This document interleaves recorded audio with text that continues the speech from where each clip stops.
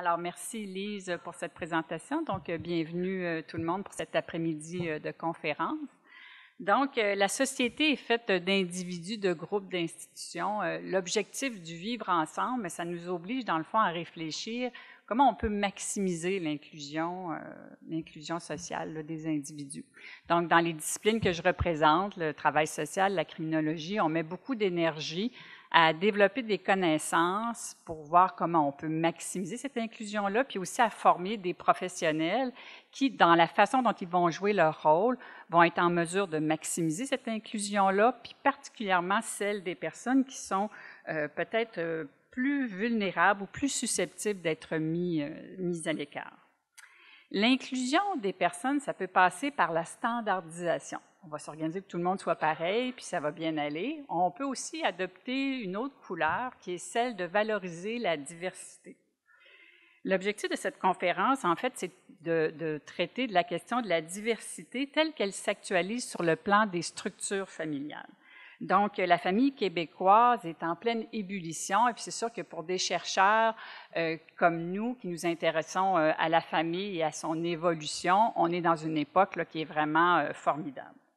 Donc, ma collègue Elisabeth et moi, nous allons vous parler de la diversité familiale, particulièrement celle qui découle de la séparation parentale et de la recomposition familiale. On va aborder certains éléments avec vous cet après-midi, l'ampleur du phénomène, les impacts sur l'adaptation des jeunes, puis aussi peut-être souligner certains enjeux qui méritent en fait qu'on s'y attarde pour que cette diversité familiale soit une richesse et non un facteur qui peut contribuer à l'exclusion de certains groupes. Alors, vous savez, nous, les chercheurs, on a un peu une obsession qui est de prouver que ce qu'on dit est vrai.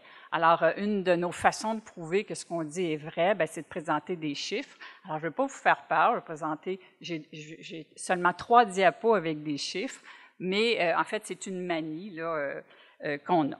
Alors, si je vous demandais, en fait, les gens qui sont peut-être moins familiers avec le thème des structures familiales, c'est quelle est la proportion d'enfants qui vivent auprès de leurs 2 parents d'origine au Québec, donc parents bio ou adoptés. Alors, trouvez un chiffre dans votre tête. Alors, si on regarde les chiffres, en fait, on se rend compte que 63% des enfants québécois vivent avec leurs 2 parents d'origine, 11% vivent en famille recomposée et 26% vivent en famille monoparentale.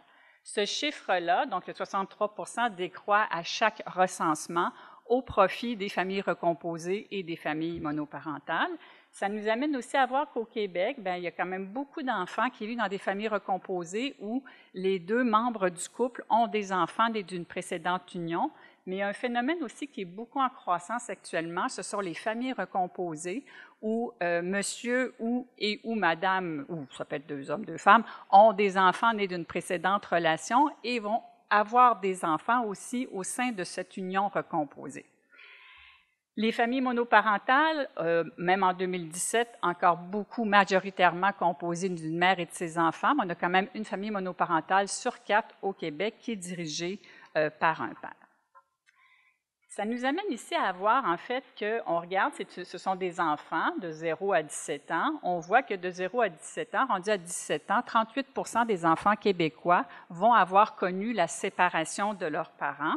Et si on regarde le fait de vivre avec un beau-parent, on arrive à un taux de 32% des enfants qui vont avoir vécu à un moment ou à un autre de leur enfance ou de leur adolescence auprès d'un beau-parent. On voit donc que les transitions familiales de type associées à la séparation des parents sont des transitions qui sont fréquentes, vécues par environ 3 millions d'enfants au Canada. On sait aussi que le phénomène se transforme puisque les parents ont tendance à se séparer de plus en plus tôt dans leur histoire familiale, ce qui laisse plus d'espace pour la création de familles recomposées, ce qui explique dans le fond que les parents qui se séparent ne vont pas généralement rester seuls et la probabilité que les gens forment une famille recomposée, elle est très, très élevée et beaucoup d'enfants, en fait, vont même avoir des beaux-parents du côté de chacun des 2 parents, donc vivent des doubles recompositions. Donc, la rupture conjugale, c'est souvent le départ d'une série de transitions familiales. Maintenant, parfois, comme société, on peut se demander, mais qu'est-ce que ça fait, dans le fond, aux enfants, aux adolescents, de vivre ce type d'événement durant leur enfance? Donc, comment vont les enfants de parents séparés ou recomposés? Donc, le premier élément, ça c'est très, très, très, très documenté, il y a eu beaucoup d'études sur ces questions-là parce que ça préoccupe beaucoup les sociétés occidentales. On voit que le niveau d'adaptation des enfants de familles séparées, et on peut dire la même chose des enfants de familles recomposées, il est plus faible que celui des enfants qui n'ont pas connu la séparation de leurs parents, et je dirais indépendamment des indicateurs d'adaptation qu'on peut regarder, que ce soit sur le plan scolaire, sur le plan émotif, sur le plan des problèmes comportementaux. Un groupe en particulier semble, lui, profiter de la séparation des parents, et ce sont les enfants dont les parents, au moment de leur union, à cause des conflits qui sont présents, les enfants étaient exposés à des conflits qui étaient intenses, manifestes et chroniques. Donc, ces enfants-là, au moment de la séparation, profitent de la fin des conflits et donc voient leur adaptation s'améliorer. Maintenant, après avoir dit que les enfants ont une adaptation qui est plus faible quand on le mesure de cette façon, c'est quand même important de se demander, est-ce qu'ils vont un peu moins bien, moyennement moins bien ou beaucoup moins bien que les enfants dont les parents ne sont pas séparés? Alors, je vous laisse y répondre dans votre tête. La réponse, c'est que c'est un peu moins bien pour la plupart des indicateurs. Parfois, on va trouver que c'est moyennement moins bien.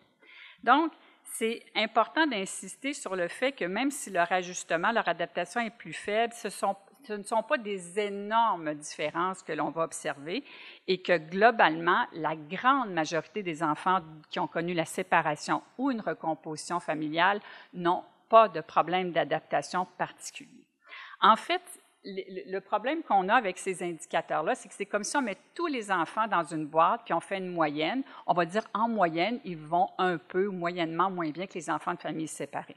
Dans la réalité, on a plutôt des sous-groupes, c'est-à-dire qu'on a des enfants. La séparation se déroule de telle façon qu'il n'y a presque pas de conséquences sur leur adaptation, si ce n'est que des conséquences à très court terme liées un peu au choc de l'annonce, etc. On a des enfants pour qui on va voir des effets qui vont durer souvent les premiers 12 mois, puis tranquillement, les choses reprennent leur place. Et on va voir des enfants, dans le fond, pour qui la séparation semble entraîner de grandes difficultés qui vont perdurer dans le temps. Puis souvent, ça va être des enfants chez qui on va observer que les difficultés, elles étaient présentes avant la séparation. Donc, ça dépasse l'événement, si on veut, de la séparation. Donc, on n'est pas dans la logique du trauma annoncé dans les années 80 quand on a assisté à une montée de la séparation. La majorité des enfants de familles séparées recomposées vont bien, et ce qui fait que l'on perd des enfants, j'appelle ça perdre des enfants, dans le sens que les enfants vont être très affectés par la séparation des parents, c'est notamment lorsqu'il y a des conflits qui perdurent. Ma collègue Elisabeth en parlera, ou on aura peut-être l'occasion dans la période des questions. Pourquoi les jeunes de familles séparées, en fait, vont moins bien que les autres en moyenne? Ça semble important de rappeler que ce n'est pas parce que ces transitions-là, la transition de la séparation, c'est très fréquent, que ça la rend comme sans effet. C'est une transition qui est triste, c'est une transition qui est perturbante pour les enfants, perturbante pour les parents et qui généralement ne se produit pas dans un beau ciel bleu de grande harmonie sur le plan conjugal et familial. Donc, c'est perturbant. Les parents sont stressés, les enfants sont stressés, puis ça active toutes sortes d'autres processus qui finissent par jouer sur l'adaptation des enfants. Ça affecte le climat familial, puis ça affecte aussi les conditions de vie des gens, et particulièrement penser qu'une transition comme la séparation peut entraîner le fait que les gens doivent déménager. Parfois, sur le plan financier, ça place la famille dans une situation qui est très difficile. Ça peut entraîner un changement d'école parce qu'on doit déménager dans un autre quartier. Peut-être qu'on est trop loin, on ne voit plus ses amis, on doit se redévelopper un réseau. Donc, ça peut entraîner en fait des changements en cascade qui finissent par jouer sur l'adaptation. Et comme je vous le disais plus tôt, ça marque souvent le début d'une série de transitions familiales. Un autre point important, il faut insister sur le fait que quand on dit famille séparée, famille recomposée, c'est comme juste une fenêtre. Mais si on ouvre la fenêtre, il y a une grande diversité à l'intérieur de ces structures familiales-là.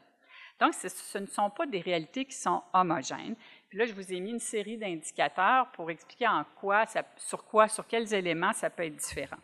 Premièrement, sur le plan de la composition de la famille, il y a des enfants qui peuvent être élevés par une mère et des frères et des sœurs. Il y a des enfants qui peuvent être élevés avec un beau-père qui lui-même n'a pas d'enfant né d'une précédente relation, ou alors monsieur, madame ont des enfants nés d'une précédente relation, puis le couple a des enfants ensemble. Donc, au niveau de la composition de la famille, ça peut être très différent.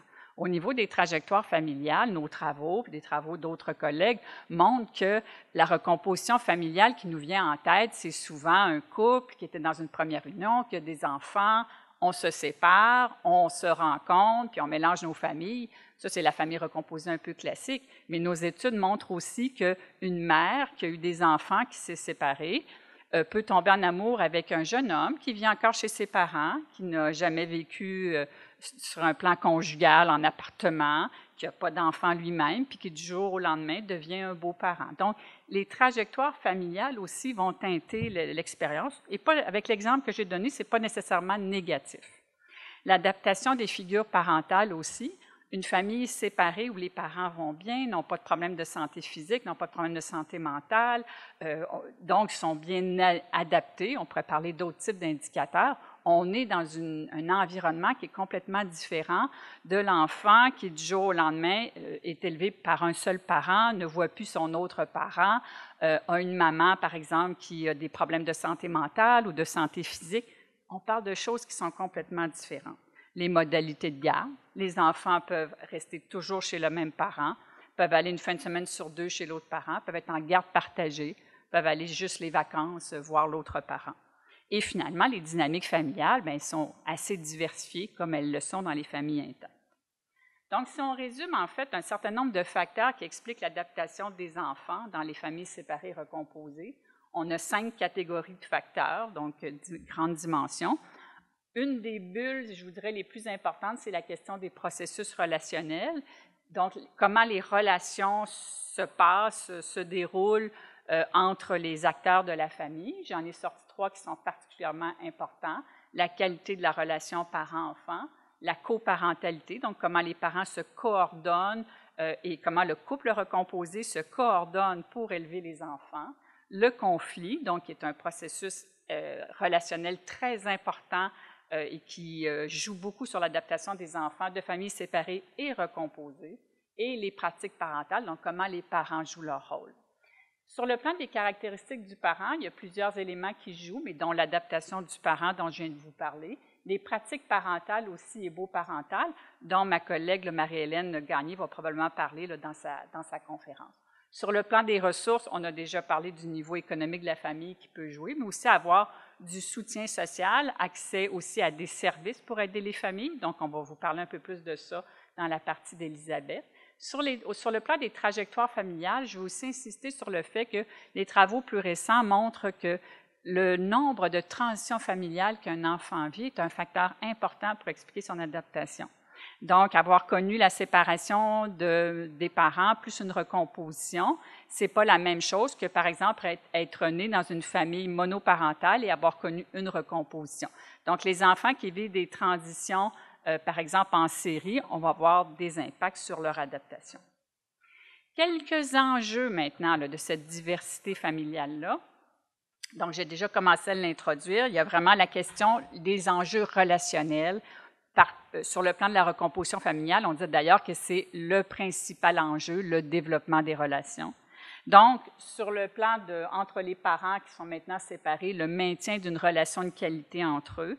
Alors, entre les parents et les enfants, on se rappelle que c'est quand même des transitions qui stressent les parents puis qui viennent modifier les pratiques parentales temporairement.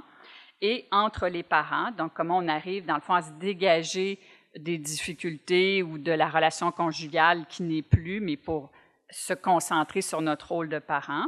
Le développement aussi d'une relation de qualité au sein du couple recomposé. Qui va faire quoi, comment vont se définir les rôles, entre les enfants et les beaux-parents. Donc, quand on a déjà vécu l'expérience, on sait quand même que ça peut être un défi au sein de la fratrie. Un autre aussi enjeu relationnel est important, c'est la question de la stabilité des unions recomposées. Donc, on sait que ce sont des familles qui ont tendance à davantage se séparer que les premières unions. Et finalement, la question des conflits entre les parents qui peuvent se résoudre ou au contraire là, devenir encapsulés. Donc, Isabelle.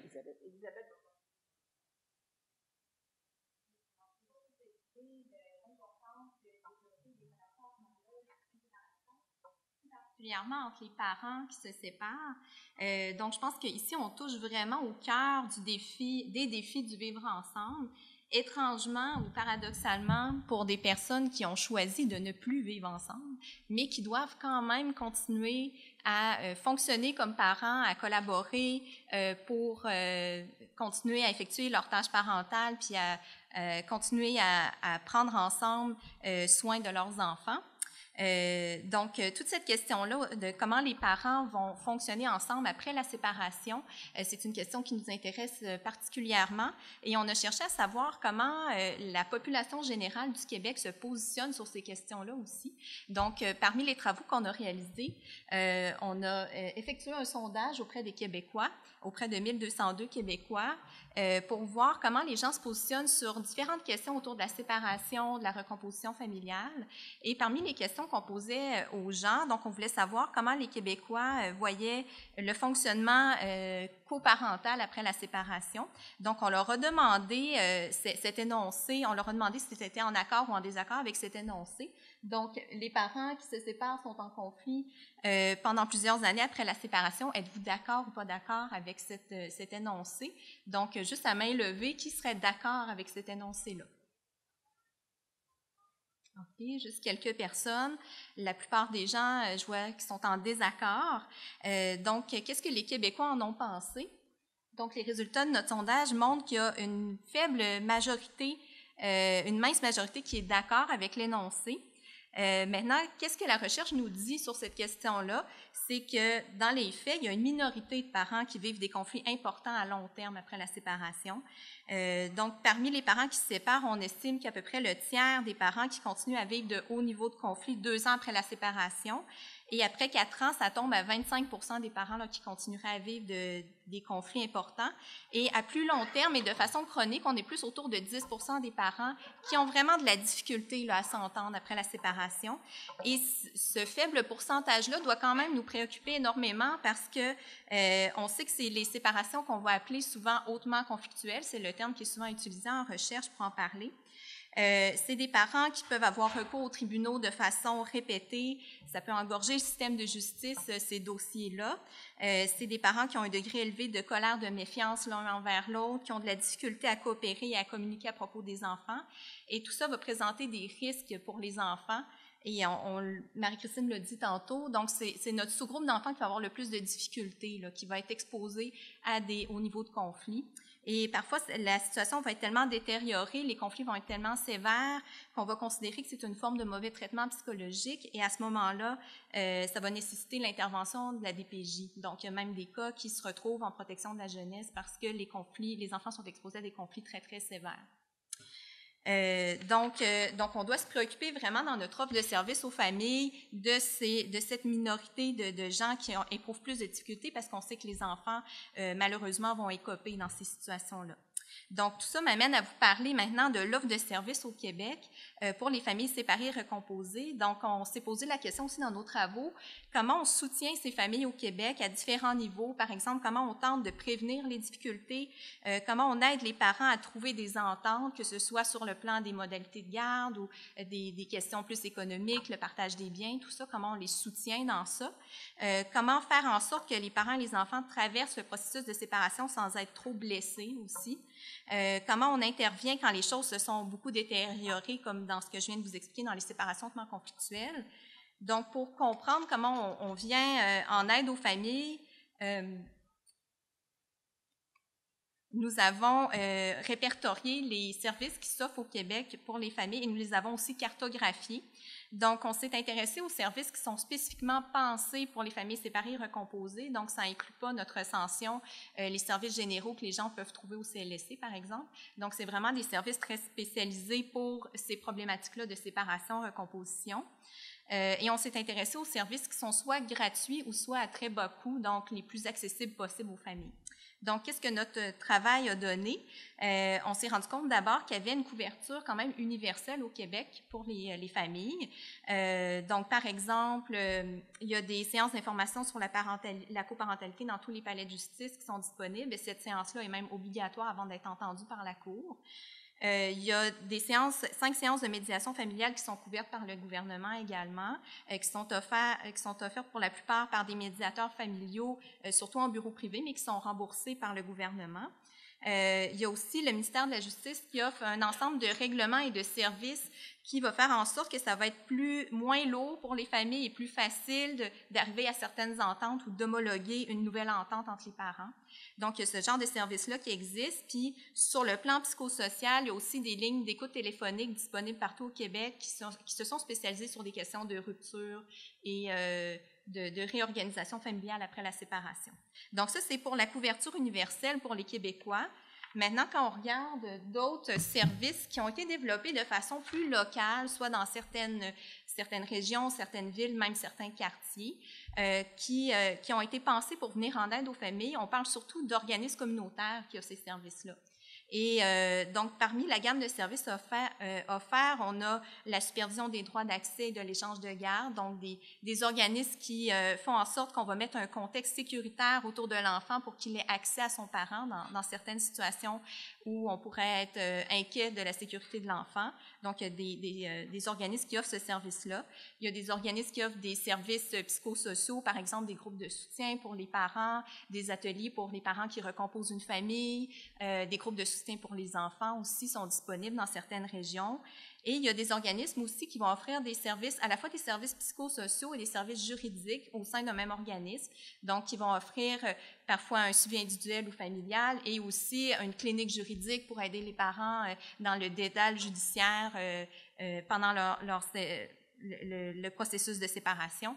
Donc, ça, c'est la gamme de services qui est offerte de façon plus locale.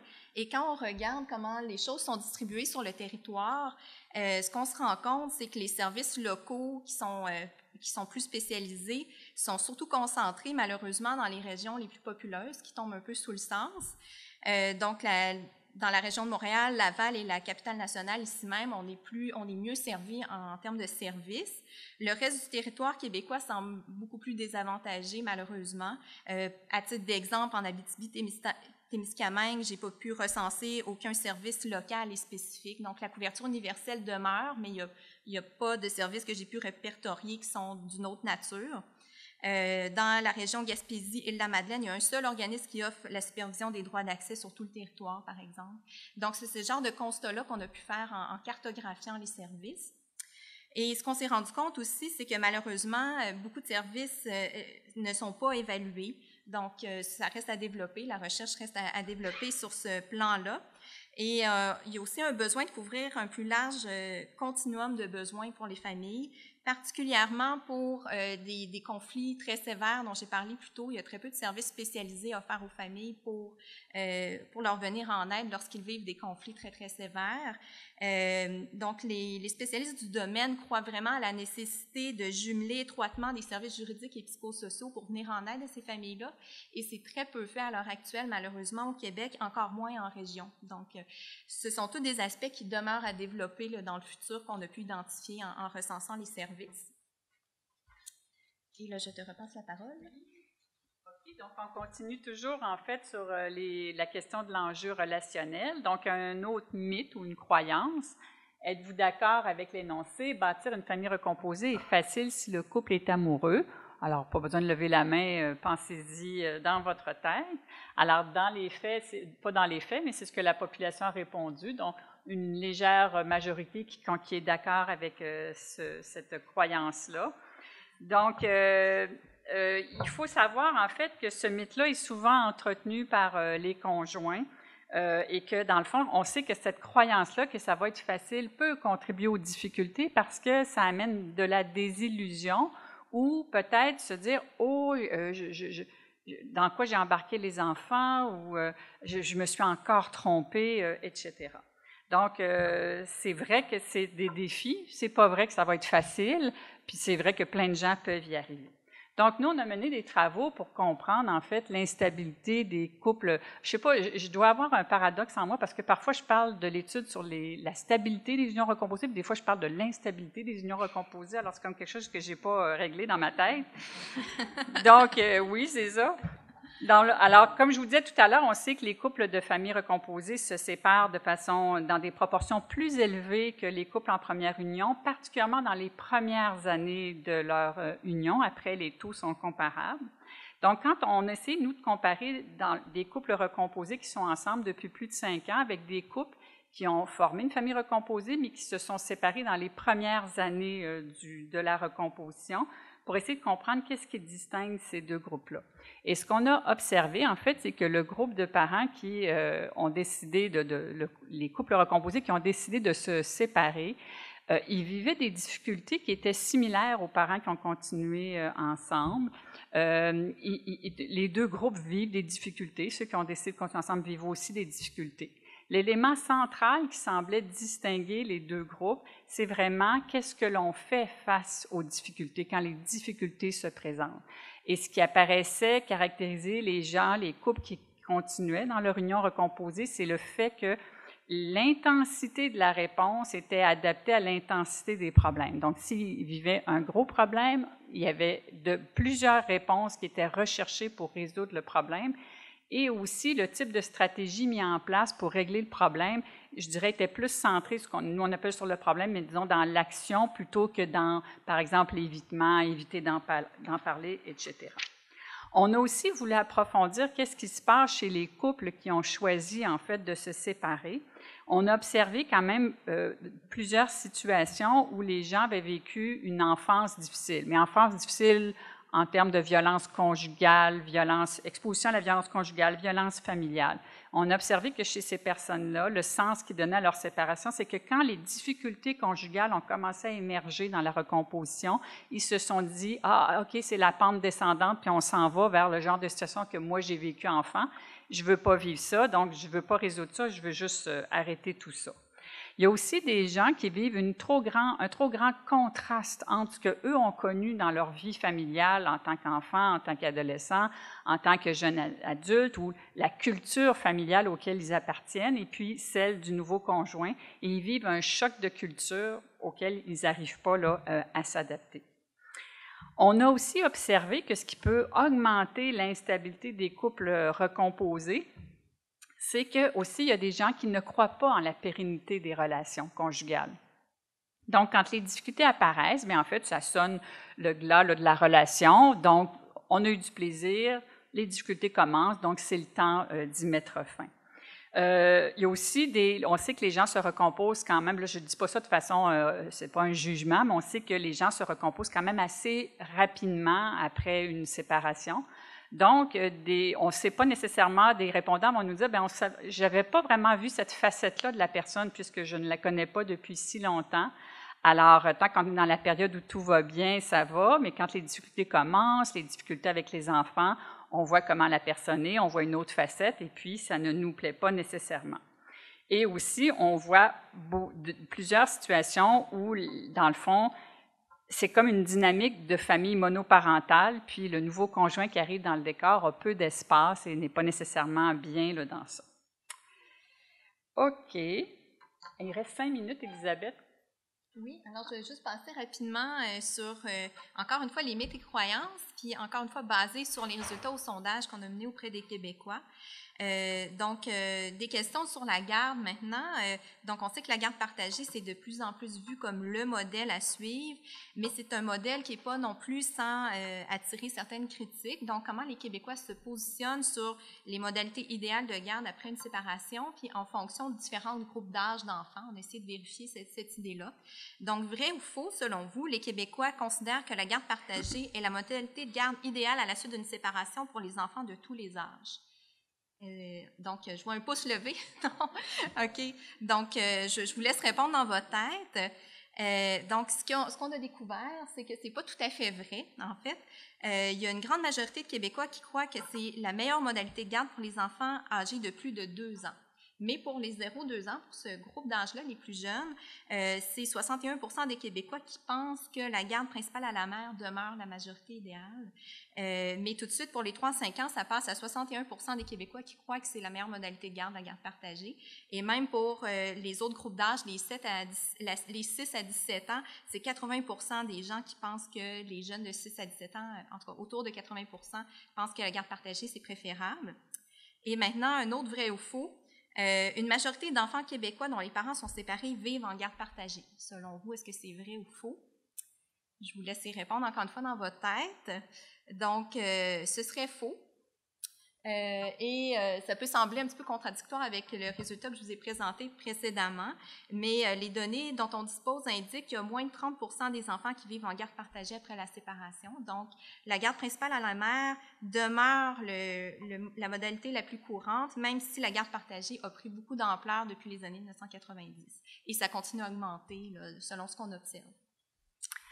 Donc, deux derniers enjeux très rapidement concernent, donc on va dans une autre sphère, la question des lois et des politiques publiques. Dans le fond, la famille change, mais qu'en est-il des lois et des politiques publiques supposées réguler ou soutenir en fait les familles? Donc, on se rend compte que dans certains cas, les familles séparées ou recomposées sont un peu en porte-à-faux par rapport à ces politiques ou ces lois-là qui ont été plutôt développées pour répondre aux besoins ou à la structure familiale dite intacte. Alors, je nomme quelques enjeux puisqu'on n'a pas beaucoup de temps, mais entre autres la question de la reconnaissance juridique du beau-parent. Donc, on a vu que de nombreux enfants vivent avec un beau-parent pendant une certaine période dans leur vie. Donc, ça interpelle évidemment les juristes. C'est un tiers significatif donc ça a un impact sur l'adoption de l'enfant du conjoint, ça peut jouer sur l'autorité, la délégation de l'autorité parentale, mais ça a aussi des impacts sur l'éducation, sur les successions, sur les procédures judiciaires. Il faut voir aussi qu'en 2017, au Québec, la majorité des enfants naissent de parents en union de fait. Par contre, quand les parents vont se séparer, si on est séparé versus divorcé, bien, les droits et responsabilités là, des parents par rapport à l'enfant vont être différents, vont être traités. Donc, on régule de façon fort différente les séparations des divorces dans le Code civil actuel. Les familles recomposées aussi et la fiscalité, donc c'est un enjeu particulier. Les familles recomposées sont réputées, après un certain nombre de mois de cohabitation, à avoir un revenu familial. Pourtant, on a beaucoup de familles recomposées où le beau-père ne soutient pas économiquement les enfants du conjoint, ne voit pas parce que lui-même a des enfants ailleurs ou pour 50 bonnes raisons. Donc, c'est une espèce de moule, mais qui ne convient pas nécessairement à la réalité là, de toutes les familles. Donc, quand Lise se lève, c'est parce qu'il ne reste plus de temps. Alors, en fait, notre conclusion, c'est que les enjeux, dans le fond, c'est comment on peut valoriser la diversité familiale sans la banaliser. Donc, d'une part, se méfier du paradigme de l'enfant du divorce qui sert parfois à certains mouvements, dans le sens que si tes parents sont séparés, tout va mal aller dans ta vie, puis tout ce qui t'arrive de plate, c'est parce que tes parents sont séparés. Donc, la recherche appuie peu ça.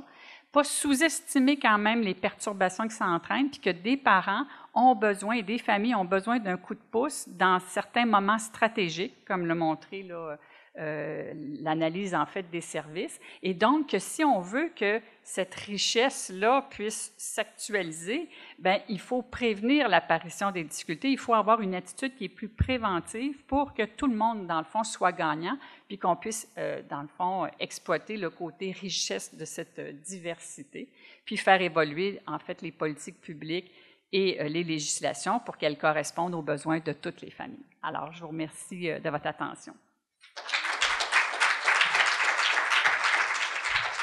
Bonjour, Sébastien Amodeo.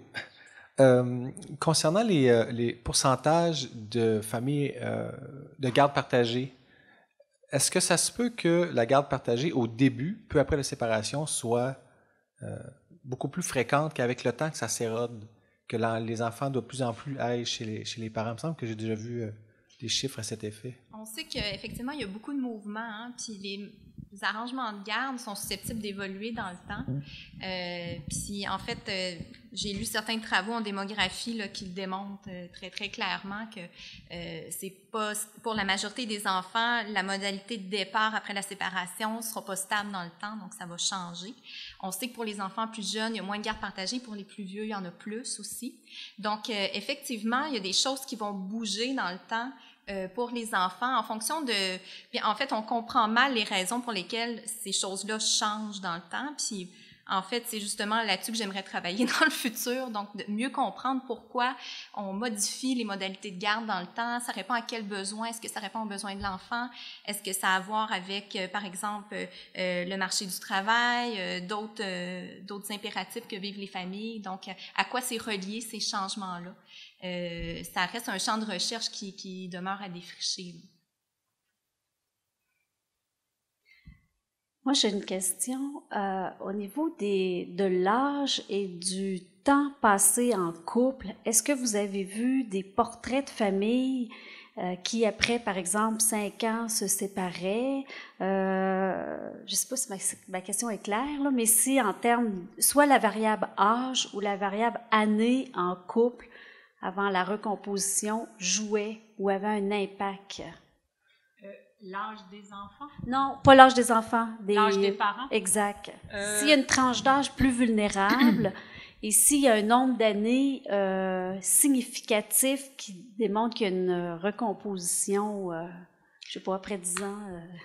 Oui, ben en fait, ça, actuellement, la recomposition, là, c'est beaucoup moins... Les démonstrations qu'on a actuellement au sujet de la recomposition sont beaucoup moins solides que ce qu'on a au sujet de la séparation. Donc, on peut avoir 2 études qui disent vraiment le contraire, mais on manque de données parce qu'on a beaucoup étudié la séparation jusqu'à maintenant. Puis là, en réaction à la montée des séparations, bien là, il y a une apparition de beaucoup de familles recomposées. Mais là, c'est comme si les études commencent là, à étudier cette transition-là de façon plus... bon, avec plus peut-être d'énergie puis de chercheurs mobilisés. Donc, ça, je disais même tout à l'heure, quand je vous disais que la fragilité de ces unions-là, c'est dans les 5 premières années, mais on peut mettre des bémols parce que c'est vraiment difficile de trouver des études. C'est beaucoup dit, mais c'est pas si démontré que ça, puis il faut beaucoup s'appuyer sur des travaux aussi cliniques, puis le développement, les tâches développementales et tout ça. Ça fait que, non, cette question-là n'est pas examinée là, de façon si pointue, là, à ma connaissance. Mais aussi, il y a des études qui ont montré que les gens qui se recomposent parfois vite dans le sens en moins de, disons, 24 mois ou moins de 12 mois, ça n'a pas nécessairement d'effet sur leur séparation, mais les études ne sont pas assez longues. Donc, peut-être qu'un an après, ils sont encore ensemble, mais qu'est-ce qu'il y en est dans la période critique des 5 ans? Fait que là, on manque de profondeur pour répondre à des questions comme ça. Là. OK, merci. Bonjour, François Talbot. Tout à l'heure, vous avez dressé un portrait des différents services qui étaient offerts aux parents. Est-ce que vous avez un portrait un peu du taux d'utilisation de ces services-là par les parents et des trajectoires par la suite? C'est-à-dire, est-ce que l'utilisation de services est de nature à améliorer la situation? Puis, dans quel cas versus est-ce que certains services sont plus prometteurs que d'autres? Merci. Quelle excellente question. Oui, en effet. C'est justement une question qui nous préoccupe beaucoup parce que les données sont à peu près absentes là, pour documenter tout ce que vous venez de nommer, donc la trajectoire dans les services, à quoi, en fait, quand les gens se présentent dans un service, à quel besoin ça répond, etc. Est-ce que le besoin a été satisfait? Donc, ce sont toutes des choses qu'on a incluses dans l'enquête à venir, l'enquête longitudinale qui s'intéresse à l'expérience des parents séparés, recomposés. On a tout un volet qui s'intéresse à l'utilisation des services, justement, très détaillé là, sur cette question-là, et on va sûrement pouvoir répondre à des très bonnes questions comme la vôtre là, dans le futur, quand on aura nos données dans les prochaines années.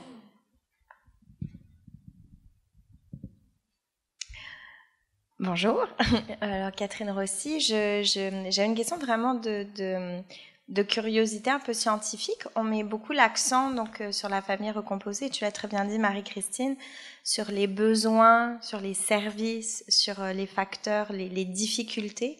Je voulais savoir si vous avez connaissance d'études qui portent sur peut-être pas les points positifs, mais les facteurs ce qu'on mettrait dans la catégorie facteurs de protection.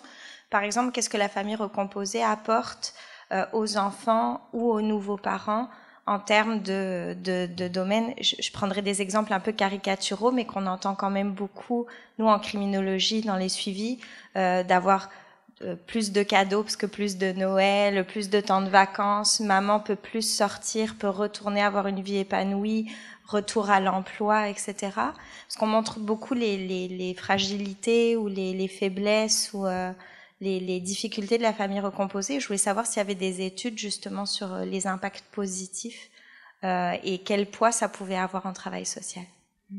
Bien, c'est sûr que la présentation, parce qu'elle est en 30 minutes, on est porté à vouloir répondre à comment ils vont ces enfants-là. Donc, il faut retenir que 80% d'entre eux n'ont pas de difficultés particulières. Donc, ils vont bien. Dans les avantages, bien ça, je suis contente de la question parce que ça me permet de... Je ne sais pas si vous entreteniez peut-être cette croyance-là, mais que les enfants ne sont pas contents que les parents se recomposent. Ça, c'est un mythe construit par Hollywood dans les films. Parce que les enfants, en général, ils sont contents, particulièrement, ils sont contents de voir que le parent redevient heureux, ils sont contents. Ça ne veut pas dire que le parent n'était pas heureux avant, mais le parent a pu vivre des moments qui sont difficiles. La joie que ça apporte d'être en amour, les enfants apprécient ça. Les enfants vont nous dire aussi qu'ils apprécient de reprendre une vie de famille. Et c'est pas dans le sens qu'une famille monoparentale, c'est pas une vie de famille, mais ça peut changer les rituels familiaux, ça peut changer les soupers à table, ça peut... Alors, quand on est plus d'adultes, ben ça permet d'avoir plus d'espace aussi pour ces éléments-là. Donc, les jeunes vont nous raconter ça. Alors, oui, mais c'est vrai que la recherche est un peu biaisée à essayer de voir où sont les problèmes. Puis, on voit bien que c'est sûr que c'est quand même des éléments qui sont perturbants, mais que dans l'ensemble, là, ces enfants-là... Ils sont comme leurs parents, finalement, ils aiment la vie de famille. Qu'est-ce que les jeunes n'aiment pas de la recomposition familiale, particulièrement quand ils sont un peu plus vieux, parce que les petits ont une facilité à ouvrir leurs frontières. Les plus vieux, ce qu'ils n'aiment pas, c'est un beau-parent qui va venir jouer d'autorité alors qu'ils ne le connaissent pas, alors que ce n'est pas une figure légitime auprès d'eux. Mais si un beau-parent joue un rôle de conseiller, et on va dire dans un style parental qui est plus... soutenant, conseiller, chaleureux, intéressé par le jeune, surtout s'intéresser aux jeunes. On voit que pour les jeunes, ça va laisser une marque, c'est comme ça vient construire qu'il est quelqu'un d'important. Et c'est probablement la plus grande fragilité des enfants dans les familles en transition, c'est d'avoir l'impression qu'ils n'ont pas leur place dans la famille. Donc, c'est des éléments là, plus positifs là, qui vont ressortir des études.